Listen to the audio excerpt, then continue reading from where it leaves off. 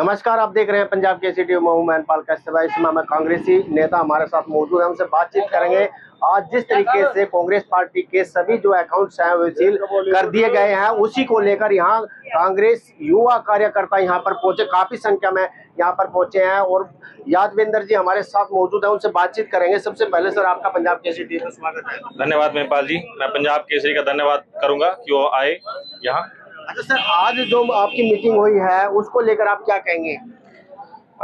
मैनपाल जी, आज हम यहाँ लोकतंत्र को बचाने के लिए इकट्ठा हुए हैं, क्योंकि बीजेपी सरकार ने लोकतंत्र का गला घोटने का प्रयास किया है। लोकतंत्र में विपक्षी पार्टी एक मजबूत स्तंभ है। लोकतंत्र का एक सत्ताधारी दल अगर मुख्य विपक्षी दल जो एक देश का है उसके खातों को इलेक्शन से कुछ समय पहले फ्रीज कर दे और उसे अपने चुनावी प्रचार प्रसार के कार्यक्रमों को करने ना दे, तो वो चाहती ये है कि विपक्षी दल इलेक्शन ही ना लड़े।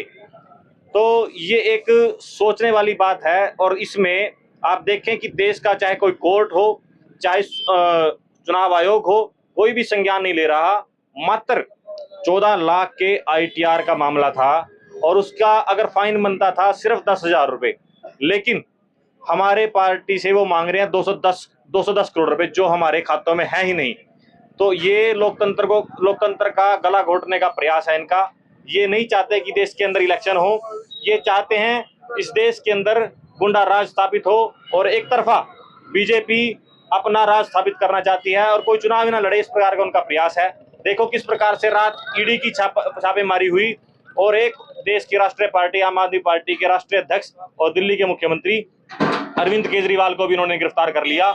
इन्होंने पिछले कुछ समय पहले झारखंड के मुख्यमंत्री हेमंत सोरेन को भी गिरफ्तार कर लिया। देखो, इन्होंने 2 CM को गिरफ्तार कर लिया। ये नहीं चाहते कि देश का कोई भी नेता उभरे। ये विपक्षी दलों को दमनकारी नीतियों से दबाना चाहते हैं। इनका प्रयास देश के लोकतंत्र का गला घोटने का है।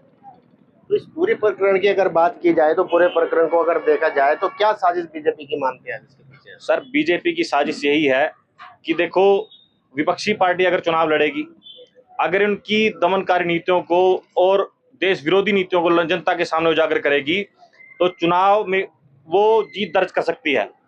आज एक जन विरोधी नीतियां अपना रहे हैं, इसके तहत लोगों में अविश्वास है और सरकार के प्रति विरोध है। उस विरोध को तभी आगे बढ़ाया जा सकता है जब विपक्षी दल इलेक्शन लड़े। लेकिन इन्होंने विपक्षी दल के इलेक्शन लड़ने का सारा सिस्टम ही खत्म कर दिया, क्योंकि विपक्षी दल तब इलेक्शन लड़ेगा जब वो अपने प्रचार प्रसार के लिए अपने मजबूत उम्मीदवारों को मैदान में उतारेगा, उनकी एडवर्टाइजमेंट करेगा, उनको पैसे देगा। नेताओं को एक जगह से दूसरी जगह जाने के लिए पैसों की आवश्यकता है, उन्हें रेलवे टिकट की आवश्यकता है, कार में तेल डलवाने के पैसे की आवश्यकता है। लेकिन बीजेपी नहीं चाहती कि विपक्षी दल चुनाव में भाग ले सके। अगर विपक्षी दल के पास पैसा ही नहीं होगा तो वो अपनी नीतियों को सरकार की नीतियों का विरोध कैसे कर सकेगा, सरकार की जन विरोधी नीतियों को जनता के बीच कैसे पहुंचा सकेगा जब उनके पास पैसा ही नहीं है। क्या लोकतंत्र की हत्या है ये? लोकतंत्र का दमन है, लोकतंत्र का गला घोटने का प्रयास है। तो जिस तरीके से केजरीवाल को रात ईडी की छापेमारी हुई और फिर उसको गिरफ्तार कर लेना, और फिर जैसे चुनाव आचार संहिता भी लग चुकी है और चुनाव नजदीक है, उसको लेकर ये पूरा प्रोपगंडा क्या पहले से प्री प्लानिंग था? देखिए मेमपाल जी, आप इस बात से भली भांति परिचित हैं। आप देख रहे होंगे कि किस प्रकार से ये देखते हैं कि आज इंडिया गठबंधन में आम आदमी पार्टी कांग्रेस के साथ है और दिल्ली में 7 की 7 सीटों को कांग्रेस पार्टी जीतने जा रही है और हरियाणा की भी 10 की 10 सीटों पर कांग्रेस पार्टी जीत दर्ज करेगी इंडिया गठबंधन में। तो ये किसी प्रकार से विफल करना चाहते हैं कांग्रेस पार्टी के इंडिया गठबंधन को। इसीलिए इन्होंने केजरीवाल जी को अंदर कर दिया रात, क्योंकि जब वो अंदर होंगे तो प्रचार प्रसार ही नहीं कर सकेंगे। जब वो प्रचार प्रसार नहीं करेंगे तो वोटें कैसे मांगेंगे बीजेपी के खिलाफ? तो इनकी एक प्री प्लान साजिश है कि इनके मुख्य विपक्षी दलों के नेताओं को अंदर कर दें ताकि ये वोट ही ना मांग सकें बीजेपी के खिलाफ। इसलिए अपनी मनमर्जी चल रही है, इनकी अपनी मनमर्जी चल रही है। और मैं तो जनता से अपील करूंगा कि आप देखें, अगर इस प्रकार से चलता रहा तो एक दिन ऐसा आएगा कि आज तो आपके पास वोट का अधिकार है जो देश के संविधान के अंदर आपको दिया गया है।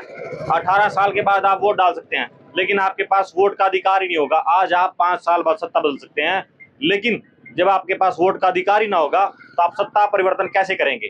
तो आपको सोचना पड़ेगा कि अगर आप इस सत्ता को बदलते हैं आपकी बार, तभी आप अगले 5 साल में काम ना करने वाले नेता को भी बदल सकते हैं। लेकिन जब आपके हाथ में अधिकार ही नहीं रहेगा, पावर ही नहीं रहेगी किसी को बदलने की, तो आप बदलोगे कैसे? और भी नेता यहाँ मौजूद है, उनसे भी बातचीत करेंगे। क्या कहना चाहेंगे जिस तरीके से रात केजरीवाल को गिरफ्तार कर लेना, तो क्या उसको लेकर आप क्या सोचते हैं? ये सिर्फ नरेंद्र मोदी की तानाशाही है। वो जिसको चाहे जब चाहे ईडी की रेड करा दे, और जो नेता बीजेपी ज्वाइन कर ले वो गंगा जी नहा लिया, ऐसा समझो। बिल्कुल। आप क्या सोच रखते हैं इसको लेकर आप?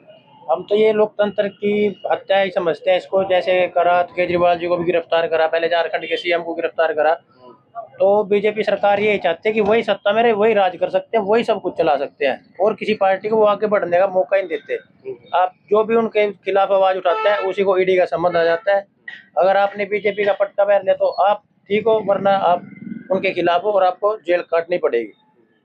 बिल्कुल, आपको बता दें ये कांग्रेसी नेता थे। इनका बिल्कुल साफ तौर पर कहना है जिस तरीके से जो रात केजरीवाल को जो गिरफ्तार किया गया है, तो सरेआम बिल्कुल लोकतंत्र की हत्या बताई गई है, और इसके पीछे बीजेपी की बहुत बड़ी साजिश है। और इस साजिश को जो देखकर जो बीजेपी है पूरी तरह से बौखलाई हुई है। यादवेंद्र सोरान का बिल्कुल साफ तौर पर यह भी कहना है कि प्रदेश की अगर बात की जाए तो प्रदेश में 10 की 10 सीटों पर कांग्रेस पार्टी भारी बहुमत से जीत हासिल करेगी। मेरे सहयोगी निर्मल संधू के साथ मैनपाल कृष्ण, पंजाब केसरी दिल्ली। हमसे जुड़े रहने के लिए हमारे YouTube चैनल को सब्सक्राइब करें और नई वीडियो की नोटिफिकेशन के लिए बेल आइकॉन को दबाएं।